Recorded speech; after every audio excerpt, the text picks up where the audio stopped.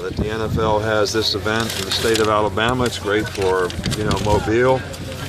Football is really important to us in our state, and this is an area of the state that has always had great football. So we're really happy for our players who get to participate in this game, and we're certainly here today to support all of them. And it's always interesting to see a lot of old friends from the NFL as well. So always a day we look forward to. Did you get any other work done out here, Coach? Did you get a chance to go to any other high schools, talk to any recruits, anything like that? Well, yeah, I always recruit. So we recruited our way to here, and we'll recruit our way out of here. Coach, the elephant in the room, Mobile's own A.J. McCarron not here. Did you talk to him at all about his decision about opting out of the game? Well, I think every player's got to make a decision when they leave about what they think is best for their future. I know because he's from here, a lot of people would like to see him in the game.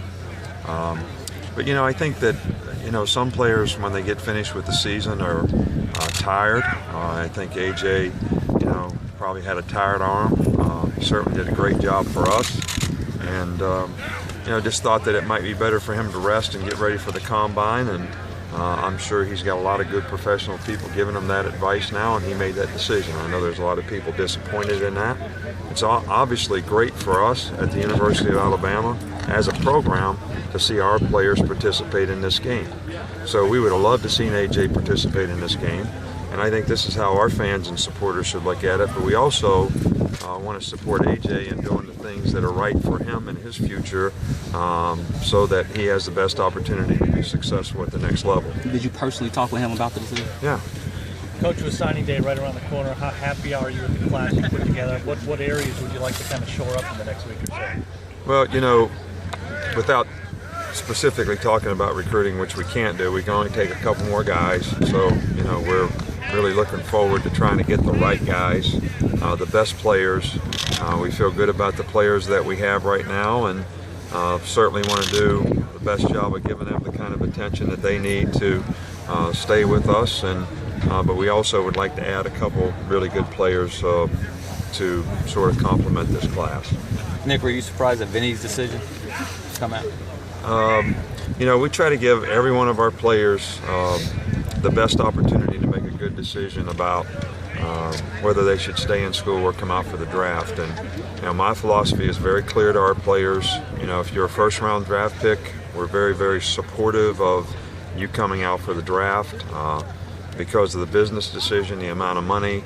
But if you're not one of those guys, we certainly feel that you should come back to school, graduate from school, use your senior year to develop as a player, and try to enhance your draft status for the next year. And that's the advice that we give to each and every one of our players. This year we had a couple guys that probably don't fit that category that made the decision to do it, and we'll be very supportive of them. How big was there's been talk about Jacob Coker, Mobile native, coming to Alabama. Can you comment on that? Not really, because he's a recruitable guy now, so we can't talk about anybody that we might be recruiting. You talked about the underclassmen was a record number this year. Underclassmen were there for the draft. What do you feel that the state of college football is with that situation? Well, I don't think it's just a state of college football. I think it's a state of football in general. I think the culture is changing in terms of, and I think it starts with guys when they're in high school. They get a lot of attention. They get rated. They get a lot of expectation put on them. I think that the natural order of things is for a guy to graduate from high school, to develop as a player in college, to graduate and develop a career off the field in college. And in most cases, that takes 3.5 or 4 years. I stated to you the exception that, if somebody's a first-round draft pick, then it's a business decision that they have to make to go out for the draft. But I think more and more we're getting the basketball mentality in football, that I can go right from high school to the NBA. More parents, more players are going to college with the idea that I'm going to be there for 3 years and I'm going to get out as fast as I can and get in the NFL. And I think that you're going to find that more and more players, like last year there were 74 players that signed up for the draft.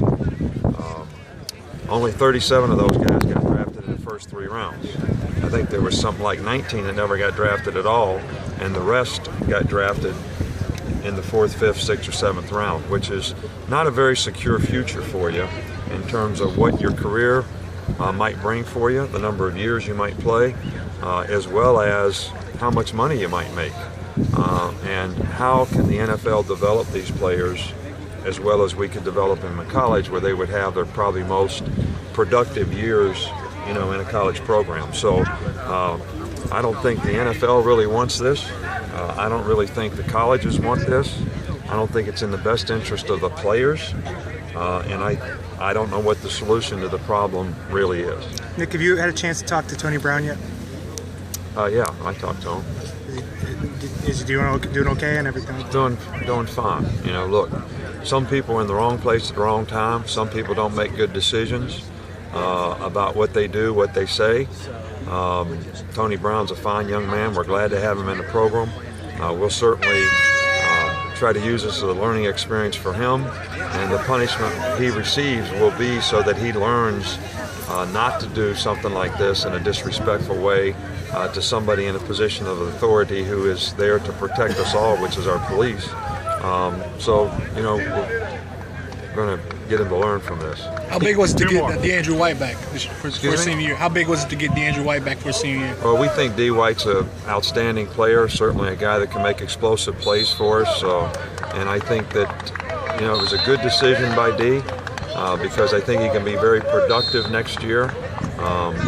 He went through an ACL 2 years ago. He had a tough turf toe, the second half of the season this year. So if we can keep him healthy, he can have a great productive year, and I think that would enhance his, chances next year in the draft. Coach, how about DJ Petaway? You gave him a second chance. Most players do not get a second chance in that type of a situation.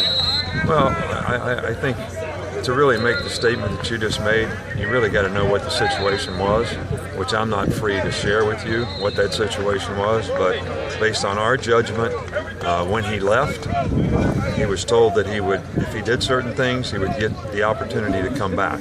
That was a university decision. He did those things. We made a decision as a university and as a program to give him another chance. And I think he matured and learned from it, and I think he's going to do just fine with us. Thanks, Coach. All right, Thanks, y'all. you. Thanks, Nick.